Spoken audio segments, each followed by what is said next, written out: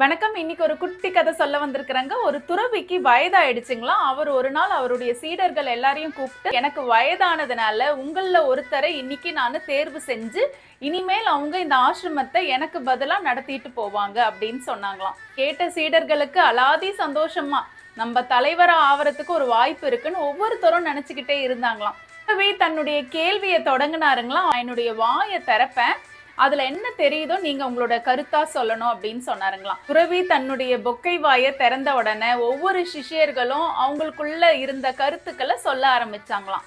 எல்லாருடைய கருத்துமே துறவி கேட்டுக்கிட்டு இருந்தாருங்களா. ஆனா அவரு திருப்தி அடையலையா. கடைசியா ஒரு சிஷ்யர் சொன்ன பதில்ல ரொம்ப சந்தோஷப்பட்டாருங்க. சிஷ்யர் என்ன சொன்னாருன்னா, மென்மையானது நிலையானது, கடுமையானது நிலையற்றது அப்படின்னு சொன்னாருங்களாம். உதாரணத்துக்கு நம்மளுடைய பற்கள் கடுமையானது, அது நிலையற்றது, எப்பனாலும் விழுந்துரும். ஆனா நம்மளுடைய நாக்கு ரொம்ப மென்மையானது, அது எப்பவுமே இருக்கும் அப்படின்னு சொன்னாருங்களாம். துறவி சிஷ்யர் சொன்னதை கேட்ட உடனே, எனக்கு பதிலா நீ தான் இந்த ஆசிரமத்தை வழி நடத்தணும் அப்படின்னு சொன்னாருங்களாம். இந்த குட்டி கதையில இருந்து நம்ம எல்லாம் என்ன தெரிஞ்சுக்கிறோம்னா, நம்ம பெரிய புத்திசாலியா இருக்கலாங்க. ஆனா எந்த இடத்துல நம்ம புத்திசாலித்தனத்தை நம்ம உபயோகிக்கிறோமோ அந்த இடத்துல தான் நம்ம புத்திசாலின்னு நிரூபிக்கப்படுதுங்க.